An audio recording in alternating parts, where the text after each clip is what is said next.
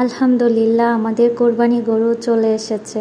আল্লাহর কাছে অনেক অনেক শুকরিয়া, এবারেও কোরবানি দিতে পারবো।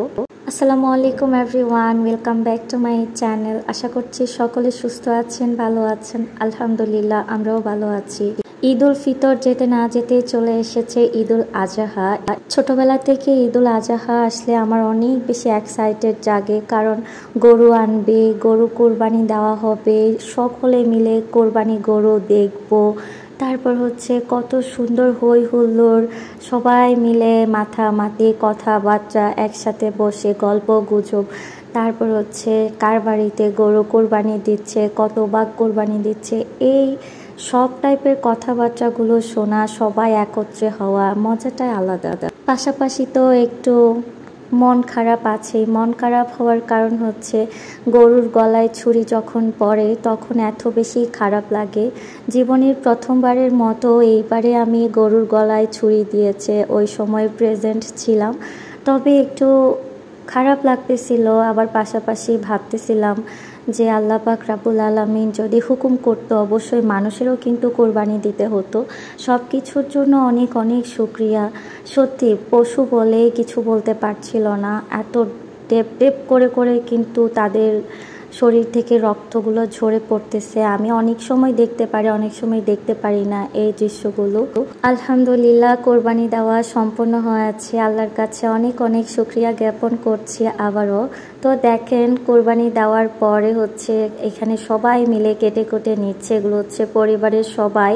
এখানে আম্মনি, বড় ভাবি আর মায়া আপু আছে। লাইফের ফার্স্ট টাইম আমিও কিন্তু কোরবানি গরুর মাংস কেটেছি। এই ফিলিংসটা বলে বোঝাতে পারবো না, কত বেশি আনন্দ জাগছিল। পাশে কিন্তু বড় খালামণি বসে বসে দেখতেছিল, কারণ বড় খালামণি একটু অসুস্থ, উনি চাচ্ছিল কাটার জন্য, বাট ওনাকে সবাই বারণ করেছে উনি যেন রেস্ট করে, ওই জন্য পাশ দিয়ে বসে বসে দেখতেছে। ছোট বড় সবাই কিন্তু অনেক বেশি হেল্প করেছে কোরবানির গরুর মাংস কাটতে। এই যে দেখেন আমাদের হচ্ছে ছোট্ট বাবাটা আস্তে আস্তে বড় হয়ে যাচ্ছে। তানবীর বাবাটা কিন্তু মাশাআল্লাহ সব কাজে অনেক বেশি পারদর্শী, খুব সুন্দর করে সব কাজ এক নিমিষেই করে ফেলে। সেটা যেমনই কঠিন কাজ হোক না কেন, আমার বিয়ের পর থেকেই দেখেছি আমাদের তানবীর বাবা অনেক অনেক ব্রিলিয়েন্ট মাশাআল্লাহ। এখন আরও কয়েকজন মানুষ প্রেজেন্ট হয়েছে আরও হেল্প করার জন্য। আমার হাজব্যান্ড এতক্ষণ এর মাঝে ছিল না, এখন চলে এসেছে। দূর থেকে আমি ভিডিও শ্যুট করে নিচ্ছিলাম। মাশাআল্লাহ সবাই মিলে একত্রে কাজ করার দৃশ্যটা দেখতে, সবাই মিলে কত সুন্দর করে কাজ করতেছে, দেখতে কতই না ভালো লাগছে, তাই না? গরুর মাংস দিয়ে রুটি খাবো না তা কি হয়, ফটাফট আমি বানিয়ে নিচ্ছি রুটি। এগুলো হচ্ছে আটা রুটি, অবশ্য ভুল করে ফেলেছি, চালের রুটি বানানো দরকার ছিল, বাট নো প্রবলেম, আগামীকাল ইনশাল্লাহ বানিয়ে নিব। ঈদের ভিডিওটা অবশ্য লেট করে দিয়েছি, কারণ আমার এডিটিং করতে, ভয়েস অ্যাড করতে, সব কিছু করতে একটু দেরি হয়ে গিয়েছে, ওই জন্য ইফ ইউ ডোন্ট মাইন্ড। দেখেন আমার হাতের অবস্থা কেমন হয়েছে। তো আজকের ভিডিওটা আপনাদের কেমন লেগেছে অবশ্যই কমেন্টস করে জানিয়ে যেতে পারেন।